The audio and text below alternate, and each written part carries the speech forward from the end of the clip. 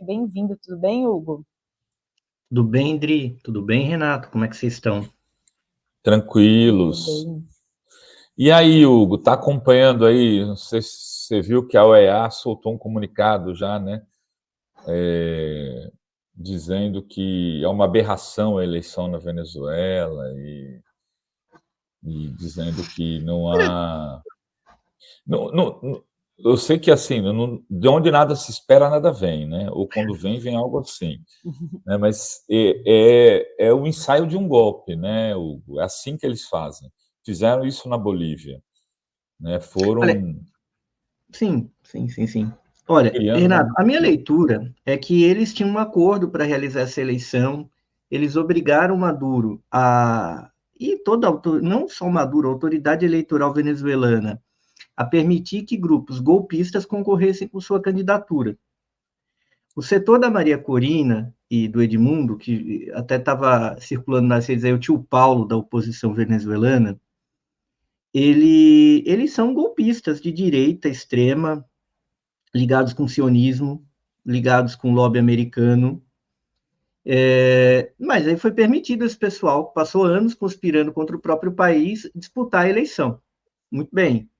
Só que, aparentemente, os Estados Unidos tinham expectativa de que eles vencessem nas urnas e se livrassem do problema. Não aconteceu.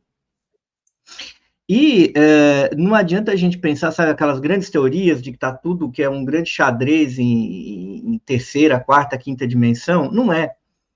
A Kamala Harris soltou um tweet um pouco antes, dando a entender que não foi o campo pró-americano que ganhou e meio que tudo bem.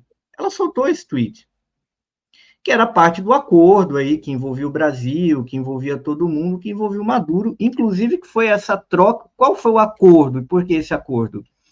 A Venezuela teve de se abrir um pouco, em troca os americanos comprariam petróleo, pagariam, isso diminuiria o peso econômico das sanções americanas contra o país, por quê? A gente pode aqui debater a economia política da Venezuela, o fato é, a economia lá começa a derreter com as sanções pesadíssimas do Donald Trump, que ele não esconde, vocês podem procurar no site da CNN, onde ele fala que queria tomar todo aquele petróleo, não tem segredo, não tem teoria da conspiração aí. Vocês pegam lá na Wikipedia, onde é que tem os dados de sanções contra a Venezuela. Peguem o verbete em inglês, traduzam. Vocês pegam a época que começam essas sanções e a época que a economia lá começa a cair num caráter de guerra, como se tivesse uma guerra, porque é uma guerra. O Biden só vai aliviar isso no segundo ano de governo dele, que acontece o quê? Guerra na Ucrânia. Como o Putin não caiu tão rápido quanto ele imaginava, aliás, não caiu até agora, nem nada indica que cairá, o preço do petróleo bateu na lua. Para segurar o preço do petróleo, você precisa colocar mais petróleo no mercado mundial. Aí é que eles buscaram esse acordo com a Venezuela, que, coitada, estava lá massacrada. Então, para fazer isso tudo, o acordo vai ter eleições lá, e os grupos pró-americanos. Quem é o grupo pró-americano? Tem lá uma galera radical, religiosa, sionista, ligada àquela alta elite venezuelana em Miami. Eles iam concorrer, iam bater chapa, só que os americanos tinham a plena certeza de que o Maduro não ganharia. E se ganhasse, meio que tudo bem. Só que quando sai a vitória do Maduro e eles veem a foto, alguma coisa aconteceu em alguma reunião em Washington que eles mudam rapidamente, mudam o tom do tweet da Kamala até o que eles vão falando, ainda que sem denunciar um golpe, eles vão criando um clima, porque a votação a gente viu, ela transcorreu na mais absoluta paz, cumpriu seu acordo. Havia uma tensão de fora, inclusive de atores como Milei, que tinham interesse em botar lenha na fogueira. Criou toda aquela barbaridade em torno da embaixada venezuelana. Mas não havia uma coisa na Venezuela. Mas uma vez que acontece a derrota, o governo americano ele é movido a tolerar um movimento ali para deslegitimar a eleição do Maduro. Ok, se o Maduro ganhou, ele vai ser deslegitimado. Houve um ataque hacker contra a Comissão Eleitoral venezuelana, e agora há uma enorme pressão. Na verdade, o governo americano ele não entra de sola no primeiro momento, mas tem uma pressão de bastidor que incide sobre o Brasil, sobre o México, sobre a Colômbia. onde os governos mais alinhados com os Estados Unidos agiram de maneira dura, porque é uma parte vontade deles, porém também é ordem. Aí a gente vê o Gabriel Boric dirige muito mais esse processo anti-venezuelano, mais do que o Milei, que é só um palhaço, é um animador de auditório com um administrador de massa falida. Junto ao governo ilegítimo do Peru, da Dina Boluarte, que é um dos governos mais impopulares da América do Sul, junto ao Equador, que cometeu aquela barbaridade contra a embaixada mexicana e tem um governo até talvez envolvido em coisas bem pesadas em matéria de crime comum, contra a Venezuela. E do outro lado, claro, o bloco ali, Cuba, Nicarágua, mas também Honduras, rapidamente reconhece a vitória da Venezuela, e a China e a Rússia também reconheceram.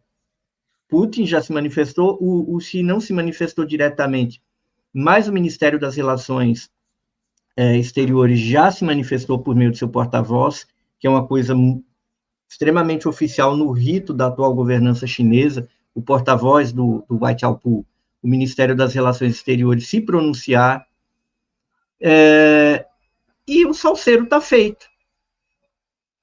E, felizmente, o Partido dos Trabalhadores soltou uma nota de sua executiva reconhecendo a vitória. Porque qual o grande problema aqui que o pessoal estava Maduro, ditador? Tá bom, houve fraude na Venezuela. Qual fraude? Qual é a acusação? Se a gente está alegando uma fraude, por exemplo, a gente alegou uma fraude na última campanha eleitoral que era real, certo? A gente falou, Bolsonaro usou a polícia rodoviária para impedir o povo de votar. A gente falou, isso é real, isso é demonstrável, tinha filmagem. A gente não falou, Bolsonaro fraudou. Fraudou o quê? A gente falou claramente o que aconteceu, e aconteceu. Inclusive, existe toda uma série de investigações, foi rapidamente instaurada pelo TSE. No caso da Venezuela, qual fraude? Eu sou advogado de formação, então sempre que alguém acusa alguém, o que aconteceu? Como? Explica.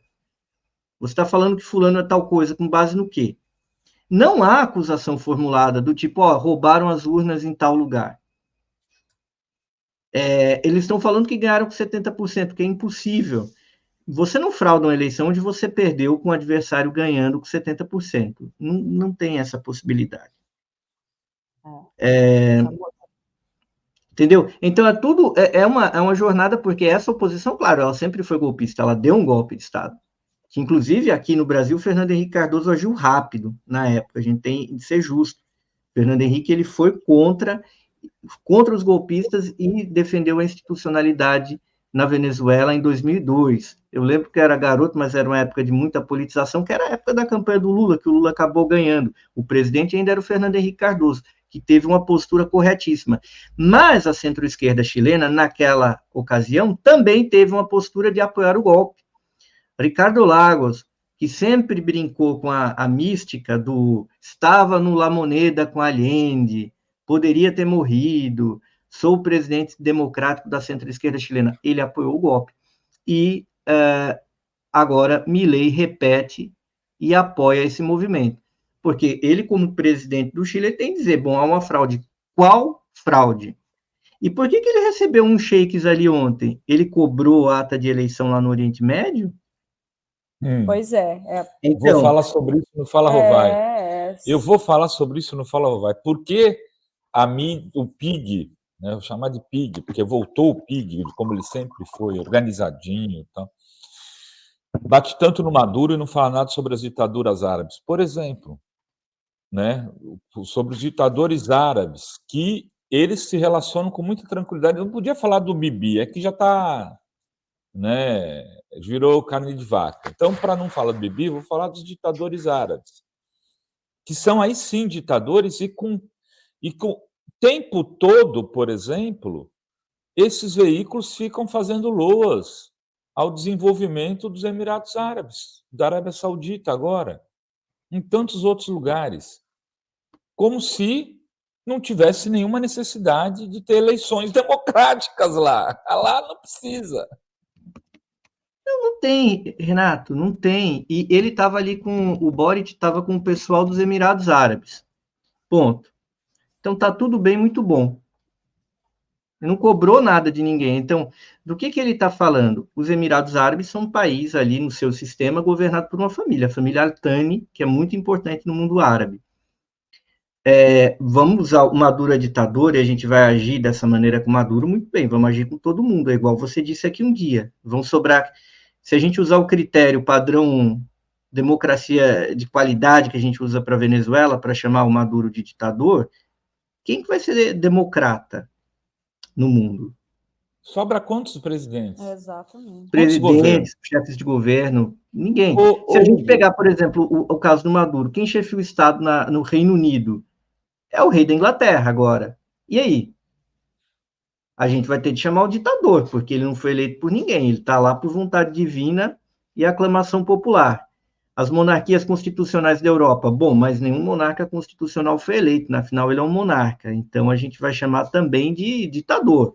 Fala, então o chefe de governo é o chefe de governo de uma ditadura, porque veja bem quem elegeu Charles, rei do Reino Unido. Então o que a gente está cobrando quando se faz uma crítica é critério. Não tem justiça sem igualdade de critério. Isso vem lá da Grécia Antiga, chama-se isonomia, igualdade perante a lei. Quando a gente pega Venezuela, vamos usar o critério venezuelano? Não, é impossível, porque a gente também vai entrar em temas de vários interiores de inúmeros países do mundo. Ninguém usa, a gente usa contra a Venezuela. E o campo progressista brasileiro, uma parte dele, comete um erro estratégico muito grave, que é que depois isso é usado contra a gente. E a gente tem de lembrar, quando o Lula estava preso, a postura do governo venezuelano. Quando tinha a pandemia aqui, que mais de 4 mil brasileiros estavam morrendo por dia, e parece que isso agora é um pesadelo que nunca existiu, mas o povo estava morrendo lá em Manaus, quem mandou oxigênio foi Maduro. Tá? E a turma que estava deixando o povo morrer, ninguém sentou nos bancos dos réus para responder por genocídio. Ninguém sentou. Quem salvou o povo de Manaus foi o Maduro.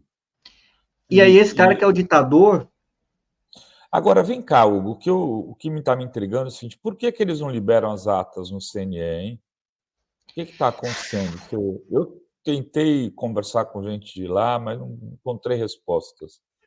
Eu acredito, isso aí teve problema do ataque hacker lá, e é problema técnico mesmo. O Brasil é um dos poucos países do mundo que consegue fazer uma eleição em um dia. Entendeu? Estados Unidos a gente vai cobrar que eles entreguem em 3 dias, a gente pode cobrar também. Só que o governo brasileiro vai ter de chegar. Quando chegar aliás, me cobrem disso. Quando chegar a eleição americana em novembro, vai demorar um tempo. Não vai ser em 3 dias a eleição, a contagem de lá. Aí o governo brasileiro pode dizer, bom, mandem as atas também. Pode ser. Correto. O governo mexicano foi coerente. O governo mexicano, ele falou, só me pronuncio daqui a meses, quando acabar a contagem americana. Quando o Biden ganhou. Todo mundo cobrou o López Obrador, não, falou, não, aqui vai demorar. Não é ontem, o The New York Times já deu lá, Biden ganhou. Falou, não, a imprensa deu. Vou reconhecer. O López Obrador virou e falou, CNE falou isso daqui. Tem essa porcentagem. Quando tiver a contagem final e o extrato lá, eu vou declarar. Usou do mesmo critério, a gente pode questionar o critério dele, mas ele usou do critério que ele tinha utilizado em 2020 para os americanos e usou agora para a Venezuela. É razoável. Eu acho que, no caso do México, por conta desse precedente, é razoável a posição dele. O Brasil, ele tem de colocar o que está colocado. A autoridade eleitoral venezuelana constituída colocou isso. Então, é esse o ponto que tem, ela declarou a vitória. Agora, a gente não vai reconhecer a vitória por conta de um órgão, a mesma coisa que alguém falasse, bom, o TSE tem de avaliar os recursos que o Bolsonaro, porventura, moveu. O Maduro, ele já está declarado. Se eles vão entregar ali, eu acredito, bom, eles têm de melhorar o sistema deles, inclusive porque eles estão sob pressão. Mas não que a Venezuela seja um caso anormal no mundo, porque poucos países são como o Brasil de conseguir entregar um resultado rápido. A gente tem o melhor sistema do mundo, nesse sentido. Eles não têm. Os Estados Unidos da América não têm também. Então, calma lá, eu acho que tem uma autoridade eleitoral. A Constituição nos proíbe de entrar nesse tipo de assunto em relação a qualquer país. Mas pode ser que a gente mude o entendimento e a gente alargue um pouquinho, mas a gente vai ter, para um critério, em termos de um critério de legitimidade nosso no cenário internacional, a gente vai ter de usar a mesma regra com todo mundo, que é o que o López Obrador fez no México. Então, aí a gente vai esperar também. Então, pode ser? Pode ser. Agora, eu não acho que é bom, porque a posição do Brasil ali é importante na Venezuela para desautorizar movimentos lá dentro, como estão rolando de violência e de golpismo. Porque o Brasil pode falar simplesmente o seguinte: olha, a autoridade eleitoral da Venezuela, ela tem presunção da verdade. Como o judiciário brasileiro tem presunção da verdade. Certo ou errado, se recorre, se luta, né? O Lula e o PT, de certa forma, aceitaram isso em relação ao Moro. Todo mundo questionou materialmente o conteúdo da decisão dele, enfrentamos, lutamos, mas a justiça brasileira sempre foi tratada com a presunção de veracidade, correto? Se recorreu, ninguém foi lá, vamos arrancar o Lula da prisão. Não, o Lula ficou lá preso, recorreu, fez movimento, porque a justiça brasileira, ela tem uma presunção de estar falando a verdade. A Justiça Eleitoral Venezuelana tem também, o CNE. Por quê? Porque o Brasil tem relações com a Venezuela. O Brasil acredita em relações com a Venezuela. O Brasil manda um embaixador para lá, tem um embaixador na Venezuela aqui. Do mesmo modo, é como se a Venezuela quisesse. Não acredito no judiciário burguês do Brasil em relação a alguma decisão judicial que desfavorecesse uma empresa venezuelana aqui. Ela não pode. A Venezuela tem relações com o Brasil. Então, a decisão do judiciário brasileiro pode ser enfrentada nas instâncias superiores, mas a priori é verdadeira. Eles têm que tomar formalmente como verdade, porque você tem uma relação diplomática. Então, como é que a gente vai falar, eu quero a ata? Falar, olha, gente, você pode falar informalmente, politicamente, coloquem a ata, isso foi um erro técnico, foi fruto dessa hackeagem, vocês apresentem aí. Agora, isso nos ajuda. Agora, não tem como o governo brasileiro entrar nessa afobação e cobrar detalhes, gente. Porque o que eu estou vendo na Venezuela não é tão fora das coisas do que a gente vê na democracia pelo mundo, muito menos que a tal da democracia americana. Porque se a gente usar a mesma régua em novembro, a gente vai falar, opa, mas essa contagem aqui da Pensilvânia que vai dar problema. Wisconsin, que vai ser voto a voto, a gente vai falar, puta, não, vamos mandar alguém aqui para contar o voto lá. Porque isso não está batendo. Lá, o condado de Wayne, gente, será que ali aquela votação do condado de Wayne está batendo mesmo? Então, imagina a loucura que vai ser a gente entrar na minúcia de sistema de contagem de voto de um outro país com quem a gente tem relação e que não funciona.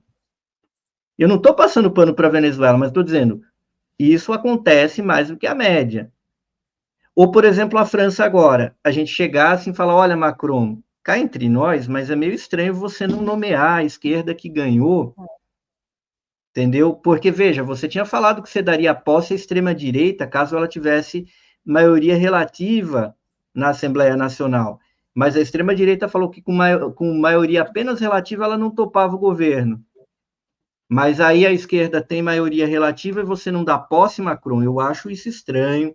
A gente está mandando um emissário aí para conversar, porque, veja, a gente não vai reconhecer o próximo governo, Conselho de Governo da França, a gente reconhece como presidente, mas o próximo Conselho de Ministro da França não vai ser reconhecido pelo Brasil, porque, veja, você nomeou de um jeito que não conhece.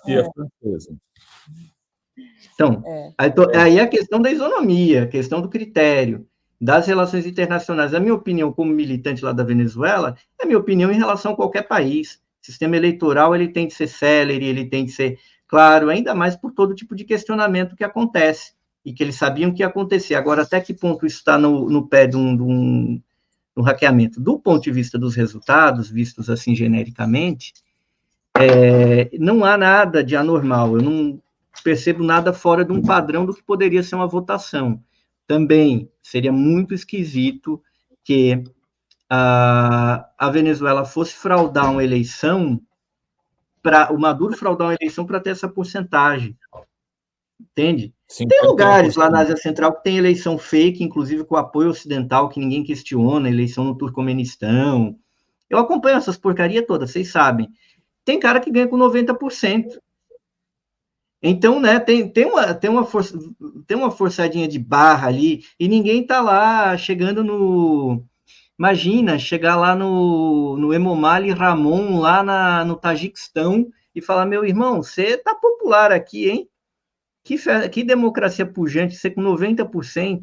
aí realmente a gente vê que tem uma forçadinha de barra, tem uma eleição ali meio pro forma, mas tem uma eleição que o cara ganhar com aquela votação é esquisito. Falar, o Maduro, quando ganhou do Capriles, ganhou com 51%. Por que você vai fraudar para dizer que o cara ganhou com 51%?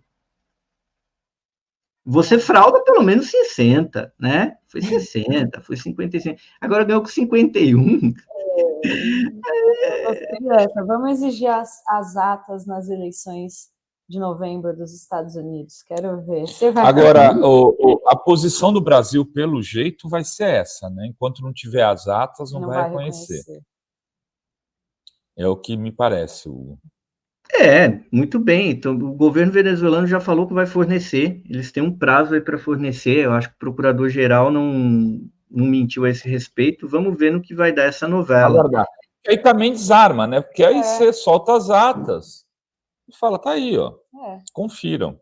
Agora, a crítica que eu faria é, sabendo que os caras iam armar isso, eu acho que o pessoal tinha esperança que por esses acordos a coisa não ia caminhar tanto por aí. Em alguns momentos você é atraído pelo otimismo. E aí baixa a guarda e dá esses problemas aí de sempre. Na última vez na Bolívia, teve uma queda suspeita lá na contagem de votos entre a central eleitoral e a contagem oficial, e aí a oposição acusou que teve um golpe, uma fraude ali, deu um golpe contra o Evo, que ganhou, conforme as pesquisas, na Bolívia, mas foi acusado de uma fraude dessa forma. E também, de novo, com ação meio suspeita. Dá um golpe, acontece tudo aquilo que ocorreu na Bolívia, vai fazer eleição de novo e o MAS ganha em primeiro turno de novo. Então, por que não se alegou fraude um ano depois? Exatamente. Muito bom. Diga lá, Adri. Eu só leio aqui o superchat do Saulo Cruz, que diz: a mídia corporativa está doida para afirmar que o Lula apoia ditador. Como o Brasil está bem na economia, tentam jogar a Venezuela no colo do Lula. Tá doida para dizer, né? Lula apoia ditador Maduro. Muito obrigada, Hugo, pela análise aqui hoje. Vamos continuar acompanhando essa eleição na Venezuela. Valeu, boa semana para você. Para vocês também. Valeu, Hugo.